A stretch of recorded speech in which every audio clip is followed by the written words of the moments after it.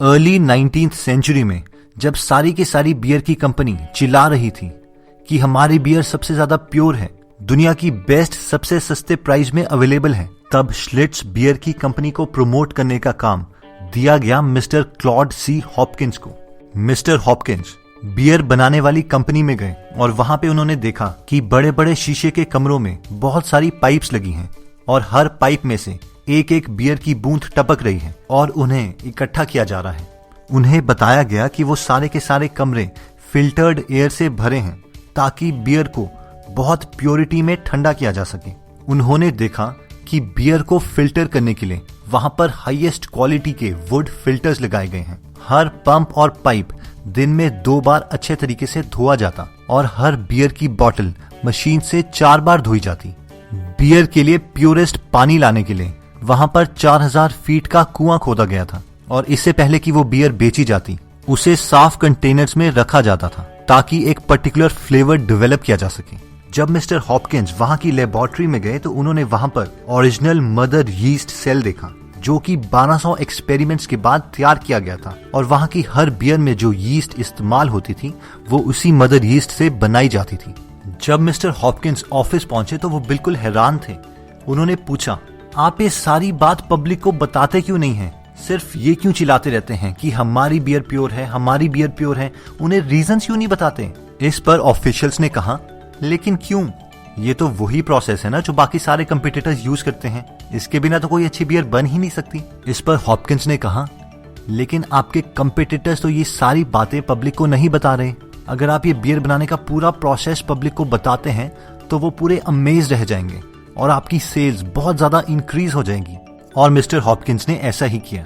उन्होंने एक एडवर्टाइजिंग तैयार करी जिसमें श्लिट्ज बियर बनाने का पूरा प्रोसेस दिया गया था। जब बाकी सारे लोग प्योर प्योर चिल्ला रहे थे तो उन्होंने उस प्योरिटी को एक पूरा मीनिंग दे दिया और थोड़े ही महीनों में श्लिट्ज बियर को 5th नंबर से नंबर 1 पे ले आए। दोस्तों, जो नंबर 1 चीज सक्सेसफुल बिजनेसमैन करते हैं वो है बीइंग स्पेसिफिक। अगर आप ऐसी स्टेटमेंट्स बोलते हैं, हमारा बेस्ट प्रोडक्ट है, सबसे सुप्रीम क्वालिटी है, सबसे सस्ता है मार्केट में, तो ये दिखाता है लूजनेस ऑफ एक्सप्रेशंस, यानी आपके पास कोई ठोस नंबर नहीं है, कोई डेटा नहीं है, फिगर नहीं है, जिसकी वजह से ज्यादातर लोगों को ये लगेगा कि आप चीज को बढ़ा चढ़ा के बता रहे हैं और उन्हें सच्चाई नहीं बता रहे। अब ये 2 मार्केटर्स की स्टेटमेंट्स कंसीडर कीजिए। पहला बोलता है, हमने अपने प्राइस कम कर दिए हैं। दूसरा बोलता है, हमने अपने प्राइस 25% कम कर दिए हैं। पहला मार्केटर बोलता है, एलईडी के बल्ब इनकैंडेसेंट बल्ब से बहुत ज्यादा चलते हैं। दूसरा मार्केटर बोलता है, इनकैंडेसेंट बल्ब जहां पे 1200 घंटे चलते हैं वहीं पर एलईडी के बल्ब 100,000 आवर्स चलते हैं। पहला मार्केटर बोलता है, इस साबुन में बहुत सारा झाग निकलता है। दूसरा मार्केटर बोलता है कि ये अपनी क्वांटिटी से 250 गुना ज्यादा झाग प्रोड्यूस कर सकता है। पहला मार्केटर बोलता है, हमने बहुत सारे एक्सपेरिमेंट्स करने के बाद ये चीज प्रोड्यूस करी। दूसरा मार्केटर बोलता है, हमने 130 एक्सपेरिमेंट्स के बाद ये प्रोडक्ट डेवलप किया।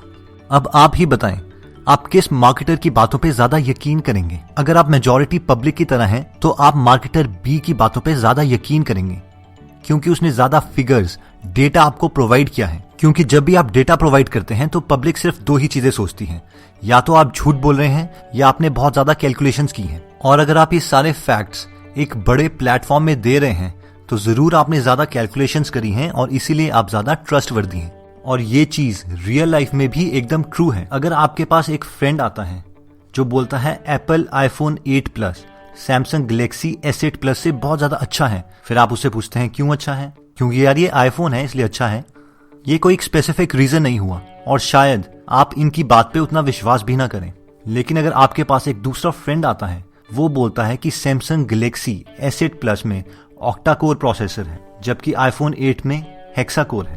गैलेक्सी S8 की battery capacity 3500 milliampere hour है जबकि आईफोन 8 की 2675 मिली एम्पियर आवर है। गैलेक्सी S8 में 4GB रैम है जबकि आईफोन 8 प्लस में 3GB रैम है। इसलिए मुझे लगता है कि शायद सैमसंग गैलेक्सी S8 प्लस ज्यादा बेटर ऑप्शन है। तो आप इसकी बात पे ज्यादा यकीन करेंगे क्योंकि उसके पास फैक्ट्स हैं, डेटा है, इसलिए ये ज्यादा ट्रस्टवर्दी है। सेकंड सबसे इंपॉर्टेंट कॉन्सेप्ट आता है offer service, not a product. मेरा प्रोडक्ट खरीदो, मैं दुनिया में सबसे बेटर हूँ। लेकिन सच्चाई ये है कि हर कोई अपना सेल्फ इंटरेस्ट देखता है, आप भी और आपका कस्टमर भी। एक रियल बिजनेसमैन कभी भी अपने प्रोडक्ट के बारे में बात नहीं करेगा, वो हमेशा कस्टमर की साइड से बात करता है। उस कस्टमर को उसके प्रोडक्ट से क्या फायदे मिल सकते हैं, हमेशा उसके बारे में बात करता है। कई बार तो वो अपने प्रोडक्ट का प्राइस भी नहीं बताता। ज्यादातर केसेस में स्टार्टिंग में वो अपने प्रोडक्ट को फ्री में अपने कस्टमर को दे देता है ताकि वो उनके फायदों को समझ सके और उस प्रोडक्ट के फायदे अपने कस्टमर को बताता है, जिसकी वजह से कस्टमर का नेचुरल नेक्स्ट स्टेप उस प्रोडक्ट को खरीदना बन जाता है। एक बहुत ही सक्सेसफुल ब्रश सेल्समैन अपनी सक्सेस का सीक्रेट बताते हैं कि वो हमेशा घर जाते हैं और हाउसवाइफ्स को बोलते हैं कि यहाँ पर मैं आपको एक फ्री सैंपल देने आया हूँ, तो आप अपने पसंद का कोई भी ब्रश चूज कर सकती हैं। इससे उस सेल्समैन को हाउसवाइफ्स की अटेंशन मिल जाती है। अब जैसे ही हाउसवाइफ एक ब्रश उठाती है तो वहां पे बहुत सारे कलर्स अवेलेबल हैं जो उसे पसंद आ जाते हैं और फाइनली उस सेल्समैन को ऑर्डर्स मिल जाते हैं। वैसे ही एक और केस में पहला मार्केटर बोलता है, आप इस मोटर को ले जाइए, अगर एक हफ्ते के बाद आपको पसंद नहीं आया तो आप अपने पैसे वापस ले सकते हैं। लेकिन दूसरा सेल्समैन बोलता है, आप इस मोटर को एक हफ्ते के लिए इस्तेमाल कर लीजिए, मैं एक हफ्ते के बाद आऊंगा, अगर आपको ये पसंद आएगा तभी मुझे पैसे देना। और ऑब्वियसली वो सेकंड सेल्समैन उस मार्केट को डोमिनेट कर देता है। आप इस स्ट्रेटेजी को जियो की सर्विस के साथ कंपेयर कर सकते हैं, जहां पर जियो ने स्टार्टिंग में सबको फ्री सिम दिए और फ्री इंटरनेट डेटा अवेलेबल करवाया, और कुछ महीने के बाद जब लोगों को उनकी सर्विस पसंद आ गई तो जियो को बहुत सारे पेड कस्टमर्स मिल गए और फाइनली जियो ने सारी मार्केट को डोमिनेट कर दिया। दोस्तों, नेक्स्ट इंपॉर्टेंट पॉइंट आता है इंफॉर्मेशन। एक सीरियस बिजनेसमैन को अपनी फील्ड के बारे में पूरी नॉलेज होनी चाहिए। कई बार तो आपको हफ्तों तक एक टॉपिक के बारे में पढ़ना पड़ सकता है और शायद फिर आपको एक ऐसी बात के बारे में पता चल जाए जो आपको सारा बिजनेस लाके देगी। एक बार मिस्टर हॉपकिंस के पास उनके फ्रेंड आए और वो एक प्रोडक्ट बेचना चाहते थे। वो प्रोडक्ट एक टूथपेस्ट था जिसका नाम उन्होंने पेप्सोडेंट रखा था। उस वक्त हर टूथपेस्ट 25 सेंट्स में बिक रहा था, लेकिन पेप्सोडेंट के ओनर्स चाहते थे कि उनका प्रोडक्ट 50 सेंट्स पर बिके। मिस्टर हॉपकिंस ने दांतों के बारे में पढ़ना स्टार्ट किया। वो एक के बाद एक बुक पढ़ने लग गए। फिर हफ्तों के बाद अचानक उन्हें एक बुक के बीच में दांतों की एक बीमारी के बारे में पता चला जिसका नाम था म्यूसिन प्लेग। उन्हें ये बहुत इंटरेस्टिंग चीज लगी और इस चीज को अपने प्रोडक्ट की प्रमोशन के लिए इस्तेमाल करने के लिए सोचा। लेकिन और इन्फॉर्मेशन कलेक्ट करने पर उन्हें 2 और इम्पोर्टेंट चीजों के बारे में पता चला। पहला, लोग किसी होने वाली ट्रबल को प्रिवेंट करने के लिए बहुत कम एक्शन लेते हैं, लेकिन अगर उन्हें कोई ट्रबल हो गई है तो उसके क्योर के लिए वो बहुत ज्यादा एक्शन लेंगे। और दूसरा, लोग ज्यादा सक्सेसफुल, ज्यादा हैप्पीनेस, ज्यादा खूबसूरत दिखने में ज्यादा एक्शन लेते हैं। अब इन तीनों इंफॉर्मेशन को मिलके मिस्टर हॉपकिंस ने एक एडवर्टाइजमेंट डिजाइन की। पूरे एडवर्टाइजिंग कैंपेन में मिस्टर हॉपकिंस ने ब्यूटी को मेन ऑब्जेक्टिव रखा। हर जगह खूबसूरत लोग खूबसूरत दांतों के साथ नजर आए। किसी भी नेगेटिव इंफॉर्मेशन को प्रमोट नहीं किया गया था। एक नेगेटिव चीज जो मिस्टर हॉपकिंस को अपनी रिसर्च के दौरान पता चली थी वो थी म्यूसिन प्लेग, लेकिन इसे भी एक पॉजिटिव पॉइंट में कन्वर्ट कर दिया गया। मिस्टर हॉपकिंस ने इसे फिल्म का नाम दिया। ये फिल्म हमारे दांतों पर होती है और जब भी हम जीभ से अपने दांतों को छूते हैं तो हम इस फिल्म को महसूस कर सकते हैं। और उन्होंने अपने कस्टमर्स को कन्विंस कर दिया था कि जब भी वो पेप्सोडेंट यूज करेंगे वो इस फिल्म को साफ कर सकते हैं और एक खूबसूरत दांत पा सकते हैं।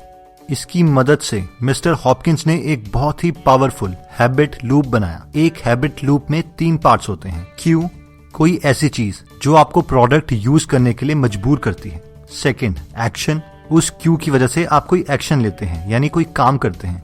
और फाइनली रिवॉर्ड, जिसकी वजह से आपको रिवॉर्ड मिलता है। तो इस कैंपेन में क्यू था हमारे दांतों पे फिल्म। जब भी कोई इंसान जीभ से अपने दांत टच करेगा तो उसे उस फिल्म की याद आएगी जिससे वो एक्शन लेगा, और वो एक्शन है पेप्सोडेंट टूथपेस्ट यूज करना। और फाइनली रिवॉर्ड, वो रिवॉर्ड था खूबसूरत दांत। इस सेम कैंपेन को 17 भाषाओं में 52 देशों में दिखाया गया और कुछ ही सालों में पेप्सोडेंट एक नंबर 1 टूथपेस्ट बन गया। और ये वही प्रोडक्ट है जिसे कुछ साल पहले सिर्फ 2 लोग जानते थे, मिस्टर हॉपकिंस और पेप्सोडेंट के ओनर्स। दोस्तों, जब भी आप कोई एडवर्टाइजमेंट देखते हैं या कोई बोर्ड देखते हैं तो उसमें बहुत सिंपल मैसेज लिखा हो सकता है और एक लेमैन को लग सकता है कि ये क्या है, इससे अच्छा मैसेज तो मैं लिख देता। लेकिन उस सिंपल मैसेज के लिए एक सक्सेसफुल बिजनेसमैन ने हफ्तों या महीनों लगाए हो सकते हैं, और वो एक सिंपल मैसेज उस बिजनेसमैन को उसकी मैक्सिमम सेल्स दिलवा रहा होता है। दोस्तों, एक एवरेज बिजनेस में और एक बहुत ही सक्सेसफुल बिजनेस में जो सबसे बड़ा फर्क है वो है स्केलिंग का। अगर हम अपने एरिया के बर्गर वाले को मैकडॉनल्ड्स के साथ कंपेयर करें तो उसमें एक फर्क है स्केलिंग का। एक लोकल बिजनेसमैन 100 या 200 लोगों को बर्गर खिला रहा है, लेकिन मैकडॉनल्ड्स पूरी दुनिया को बर्गर खिला रहा है। वैसे ही अगर एक KFC को नॉर्मल बिजनेसमैन के साथ कंपेयर करें तो एक नॉर्मल बिजनेसमैन सिर्फ थोड़े लोगों को चिकन खिला रहा है, लेकिन KFC पूरी दुनिया को चिकन खिला रहा है। तो अगर हमें भी अपने बिजनेस को सक्सेसफुल बनाना है तो हमें स्केलिंग करनी ही पड़ेगी, और ये स्केलिंग होती है एडवर्टाइजमेंट से। लेकिन एक एडवर्टाइजमेंट आपकी लाइफ की सबसे बड़ी मिस्टेक भी हो सकती है और सबसे बड़ी अपॉर्चुनिटी भी। तो अगर हमें इसे अपॉर्चुनिटी में कन्वर्ट करना है तो हमें टेस्ट कैंपेन्स करने पड़ेंगे। अब टेस्ट कैंपेन्स इंपॉर्टेंट क्यों हैं, इसके लिए हम एक एग्जांपल ले लेते हैं। मान लीजिए 2 प्रोडक्ट्स हैं, प्रोडक्ट A और प्रोडक्ट B। प्रोडक्ट A 99% लोगों को पसंद है, लेकिन प्रोडक्ट B सिर्फ 1% लोगों को पसंद है। बट अनफॉर्चुनेटली आप उस 1% में आते हैं। आपका बिलीफ सिस्टम इतना स्ट्रांग है कि आप सोचते हैं कि प्रोडक्ट B ही है जो सारे लोगों को पसंद आ रहा है, और प्रोडक्ट B पे आप सारा पैसा लगा देते हैं, और ऑब्वियसली वो फेल हो जाएगा। और अब आप बोलेंगे यार जहां पे भी मैं हाथ लगाता हूं सब कुछ फेल हो जाता है, मेरी किस्मत ही नहीं है। लेकिन अगर लकीली आप प्रोडक्ट A पे पैसा लगा देते तो आप सक्सेसफुल हो जाते, और आप बोलते हाँ मैं तो बहुत सक्सेसफुल हूँ। लेकिन ये काम ऐसे नहीं करता है। हमें जानने के लिए कि मास पॉपुलेशन क्या चाहती है, उसके लिए हमें टेस्ट कैंपेन्स करने पड़ते हैं। इन टेस्ट कैंपेन्स को ऑनलाइन वर्ल्ड में A/B स्प्लिटिंग भी कहा जाता है। यानी पहले आप एक एडवर्टाइजमेंट 1000-2000 लोगों को दिखाएंगे और उसके रिजल्ट्स ट्रेस करेंगे, और फिर दूसरी एडवर्टाइजमेंट नेक्स्ट 1000 लोगों को दिखाएंगे और उसके रिजल्ट ट्रेस करेंगे। फाइनली उन दोनों को कंपेयर करेंगे, और जो एडवर्टाइजमेंट ज्यादा काम कर रही है अब बाकी पैसे उस पे लगाएंगे। इससे आपको इन्फॉर्मेशन भी मिलती है कि टोटल क्राउड क्या चाहता है, कॉस्ट पर कस्टमर कितनी है, जिनको ट्रेस करके